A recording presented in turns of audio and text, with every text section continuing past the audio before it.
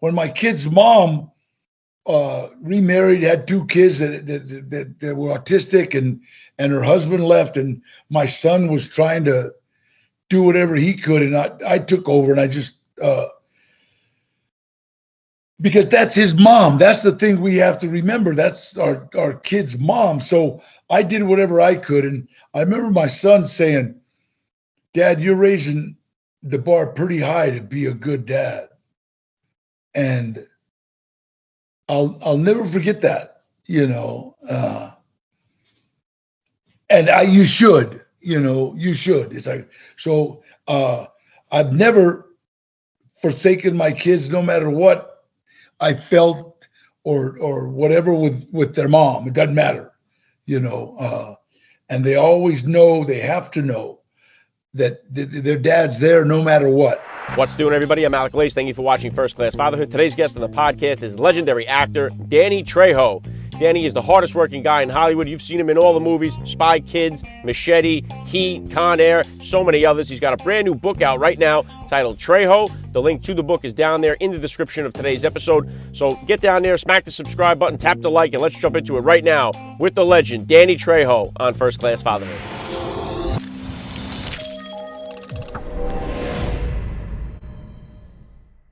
Joining me now, First Class Father, Danny Trejo. Welcome to First Class Fatherhood.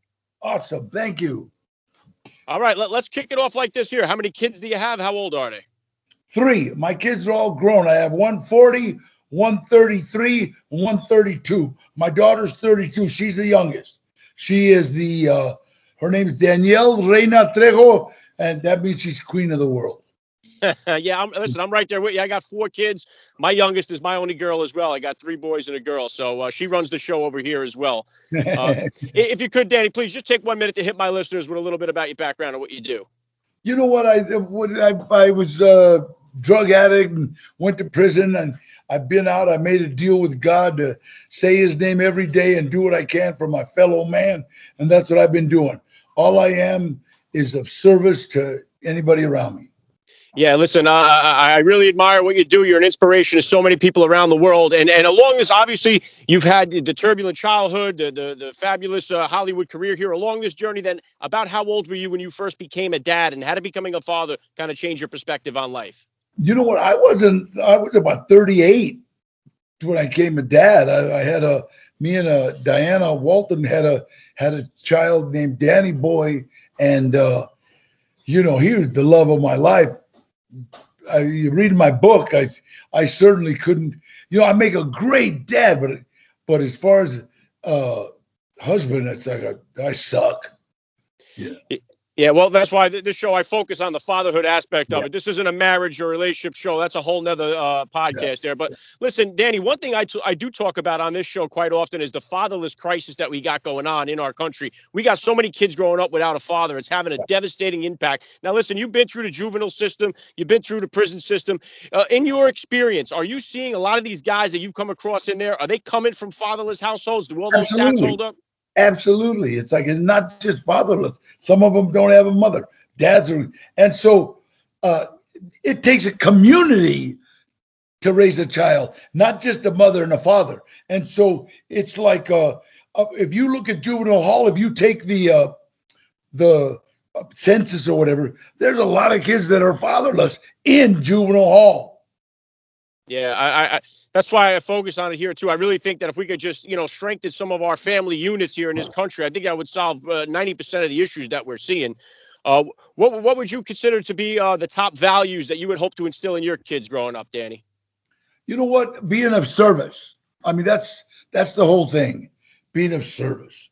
And I remember, when my kid's mom remarried, had 2 kids that were autistic, and her husband left, and my son was trying to do whatever he could, and I took over, and I just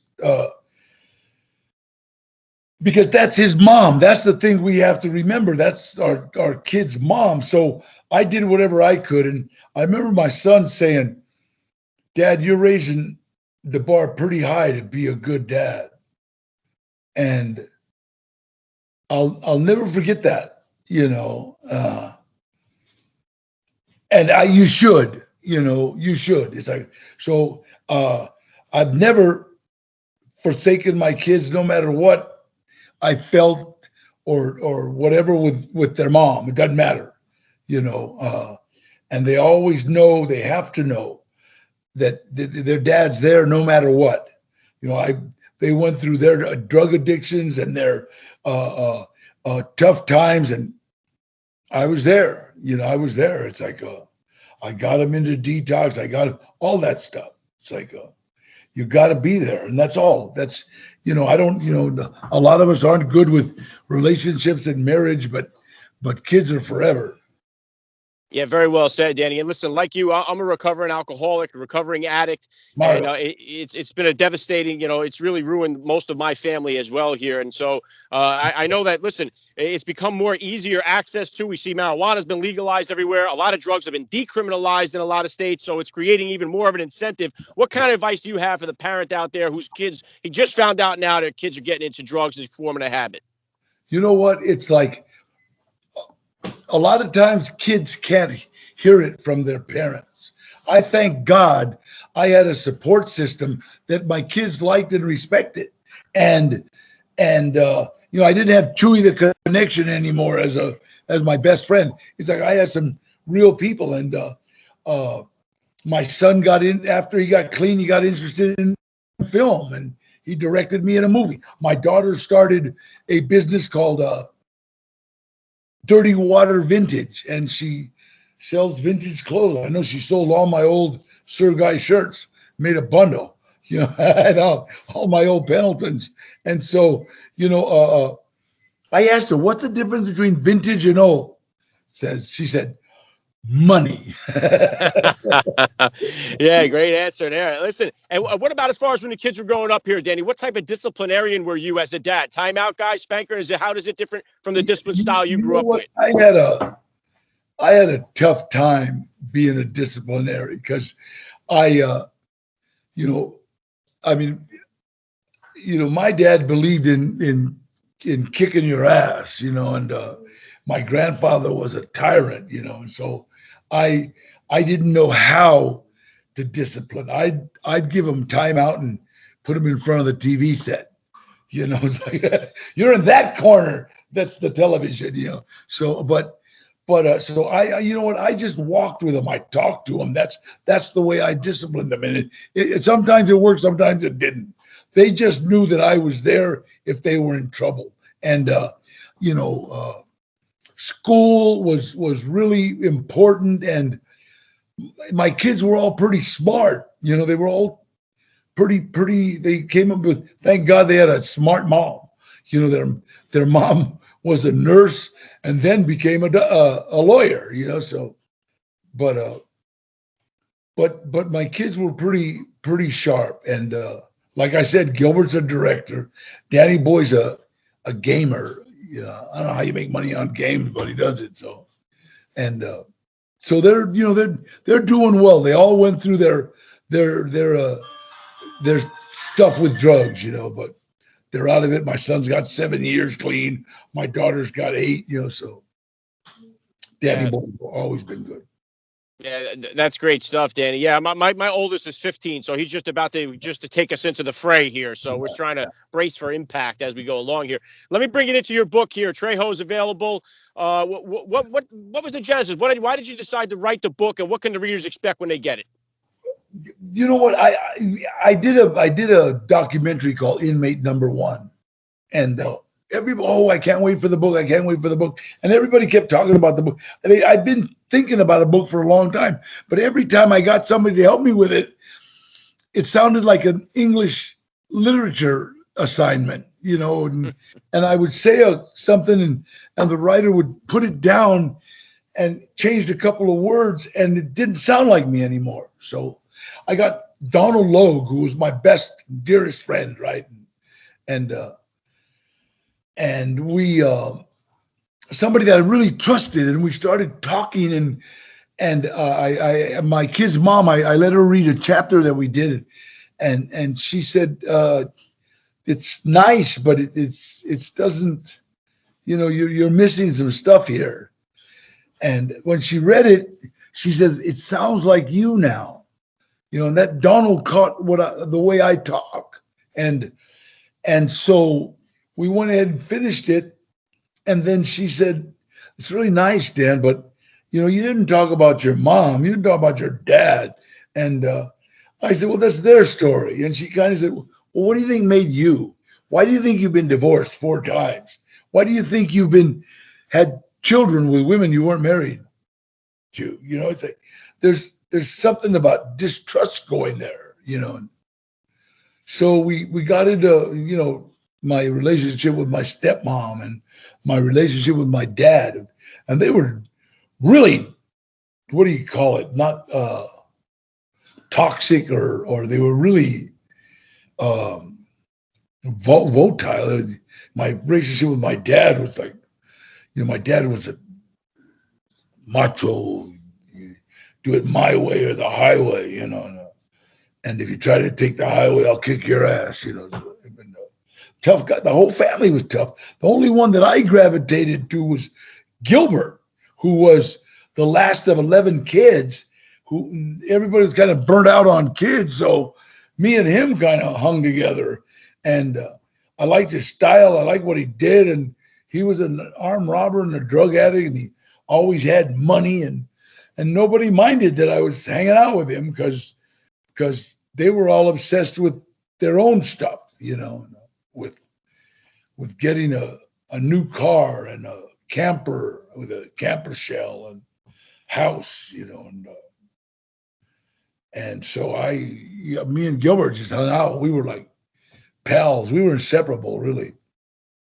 Well, listen, I look forward to reading the book myself. The link is going to be in the description of this podcast episode, so my listeners can tap it and get over there and check it out. I want to ask you here, Danny, about The Masked Singer. Was this something you kind of got roped into? Did you seek that out? What'd your kids think of your performance in The Masked Singer? You know what? Well, first of all, I love Jenny McCarthy. I just absolutely. She works with autistic children. So do I. And so when they asked me, they showed me a picture of the raccoon. My dog. John Wesley Harding, that's my dog's name. He looks exactly like that raccoon, same color, everything. I'll do it. And I just had so much fun. That was, I'm not a singer. I have a record label, and in fact, I'm getting ready to release an album with Jasmine Torres, Diane Gonzalez, Tara New, Baby Bash, Trish Toledo, Frankie J. We got like a whole lot of people on this Trejo Soul Classics, and I just I love having a record label. I love doing what I'm doing, and people say, "When are you going to retire?" I said, "From what? I'm having so much fun. It's like, why would I retire?" I was doing a movie with who was it? Oh God, the guy from 48 Hours. Who was the guy from 48 Hours? Huh? Who's that? Eddie Murphy? No, the other guy. It's slipping my mind here. Look it up. And anyway, with and he's an older guy, right? And so we're like sitting in the tent, right?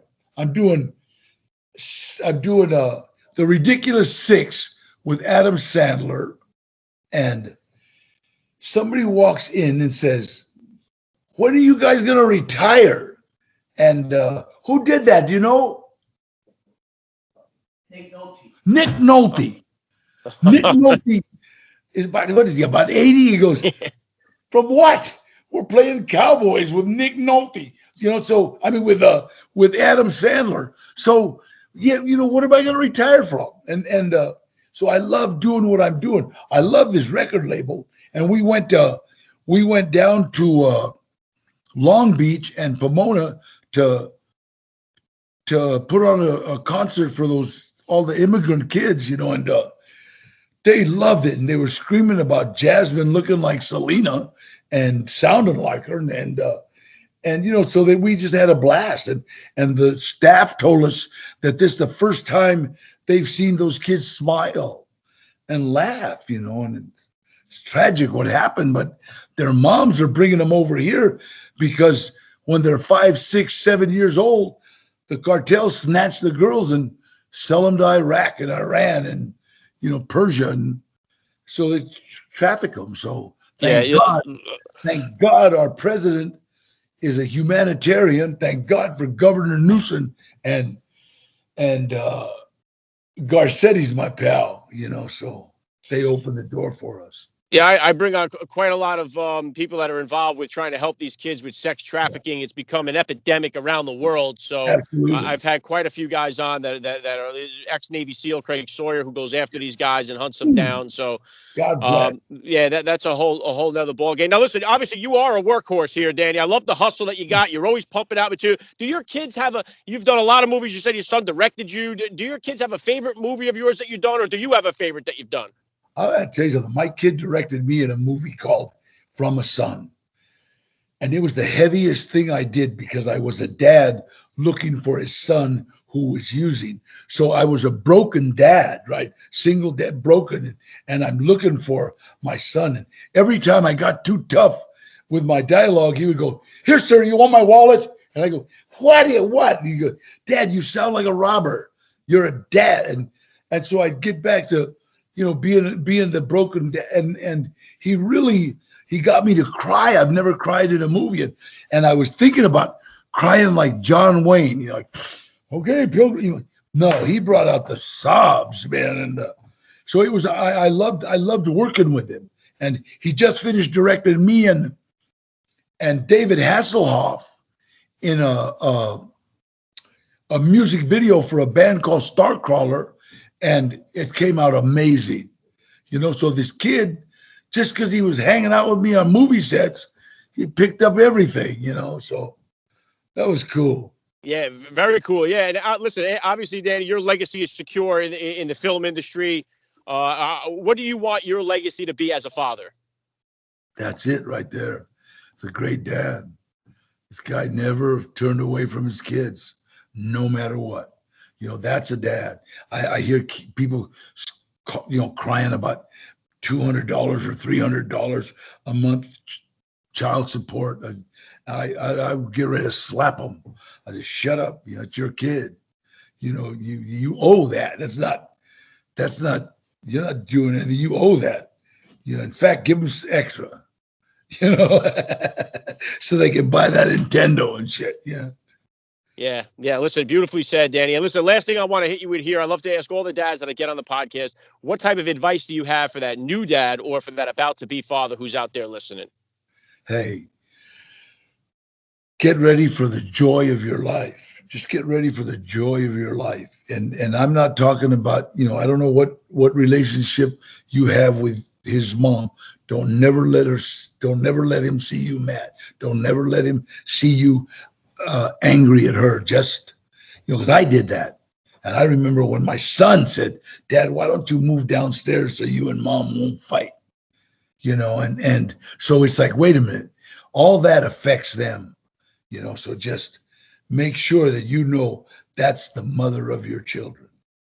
Yeah, well said. I love the message. This has been an honor for me. I got to say, Danny Trejo, you're a first class father all the way. And thank you so much for giving me. Where are you at? I'm in Jersey. First time you're in LA, show up at my restaurant. It's on me. You got it. I'll be there. Bring your family. I will do. Thank you for giving me so much of your time today. God bless you. Thank you.